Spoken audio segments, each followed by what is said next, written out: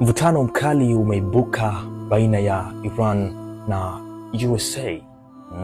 Hii ni baada ya rais wa Marekani, Rais Donald Trump, kutoa onyo kali juu ya kufungua mlango bahari wa Hormuz. Na kusema kwamba na la sivyo, wasipofungua mlango huu ataendelea kupiga zile sehemu za muhimu.